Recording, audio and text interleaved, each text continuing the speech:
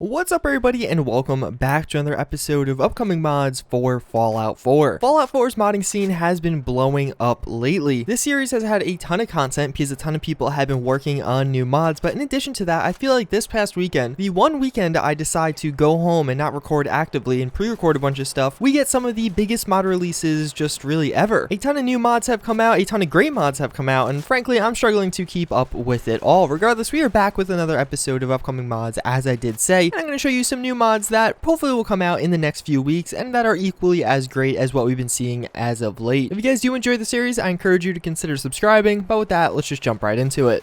So first, we do have something very unique. This is going to be a new mod by Akanami. It's going to be adding in a new kind of auto pistol, a machine pistol, if you will. It has no official name yet. This is actually based on some concept art that he himself did draw. What this is a bulb-up pistol. Bulb-up meaning that the magazine is loaded behind the trigger, allowing you to have a bit of a longer barrel, so you'd have better accuracy and range. This is something we have only a few of in Fallout 4. I think there's only one bulb-up weapon, and that's actually a full-sized rifle, nothing in the machine pistol category. Machine pistols in general are pretty scarce and few and far between. Akanami is the mod author that did develop the trench gun a few months ago. A pretty cool weapon, not the best weapon or the highest quality, but a lot of you guys did enjoy it a bit more than me actually. Regardless, I'm excited to see what he has to work on next. I like that now he is kind of just taking his own idea and his own design and going with that one. I think one of the big issues with the trench gun was he was trying to make it into too many different things. He wasn't staying true to the original design, which made a lot of people, including me, not like it as much. It kind of had elements of a number of other shotguns, or hopefully he won't have that problem this time because he is simply again all going to be making this custom and out of his own head. These work in progress pictures look very good. I definitely think it looks promising, and without a doubt it will be unique.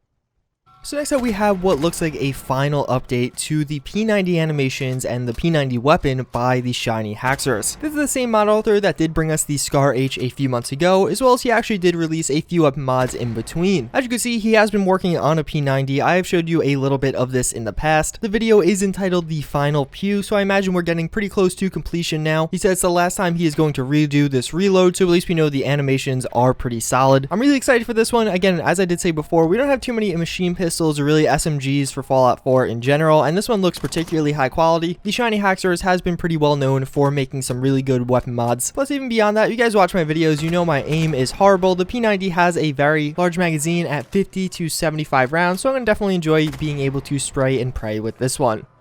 So then we do have Robotic Arm Prothesis. This is a work in progress mod by XGamer468. This is the same mod author that did bring us the B35C Heavy Brotherhood of Steel armor. He is now working on, as you can see, something a bit different. He does detail that this was originally meant to be part of a larger quest mod, but he no longer wanted to make that, so he is kind of keeping the work he did have done on these arms, going to integrate them in a different way. As you can see, it is just going to be kind of robotic arms that you are going to be able to attach to your character. What he says is he'll probably add in a few different variants for some existing clothing and hopefully some different clothing mods. Maybe he could get together with Eleonora or just other clothing mod authors right now, and more or less you can modify those to have kind of a wounded version. In that wounded version, you're going to be using these prosthetic arms instead of the regular arms in Fallout 4. He also goes on to say that he wants to add in some different parts to these arms. I think it'd be really cool to have a bit of modularity between them, so you can maybe change around just some of the different aspects and give you different stat bonuses to your character. And one thing he does specify that he will be adding is faction specific armor plates, so you can have armor built into your robotic arms, which personally sounds pretty cool to me. Even beyond all that, he does say he also wants to work on some legs to ship with this mod. I think this is a very cool mod. It's definitely different. It's not your typical weapon or even armor mod. It definitely does stand out from the pack in that sense, as well as the B35C is a really high quality mod. This mod author is without a doubt talented, so I'm excited to see more of what he does with this one.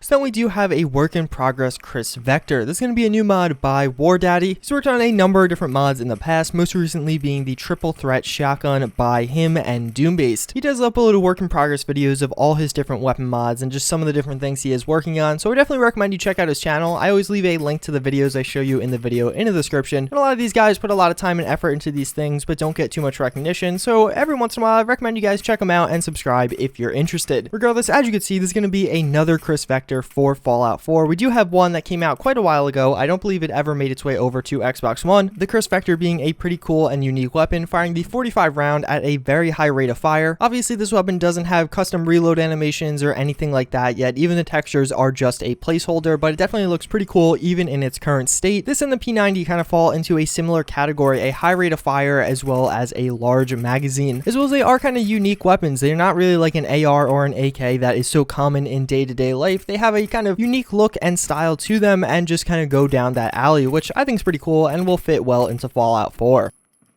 So the last mod I am here to show you guys is a new update to the Midwestern power armor, this one by Newermind43. As you can see, we have a full body shot of his power armor this time. Previously, we only had kind of a close-up of the helmet. I think it's looking pretty good off the bat. Obviously, there's no textures, and even some of the modeling seems like it needs a little bit more work, but regardless, I think, again, it does look pretty high quality, staying more true to the original lore and kind of more of a recreation this time than an interpretation. Newermind has made a ton of really high quality mods in the past, and I don't think this will be any exception to that. That's pretty much going to wrap it up for this episode of upcoming mods. I'm happy to be back and actually making new videos again. As always, thank you guys for watching. I do hope you enjoyed. Let me know in the comments down below which of these was your favorite. Personally, I think either the P90 or the Kriss Vector is going to be my favorite weapon. Again, I thank you for watching, and I hope to see you all next time. Later.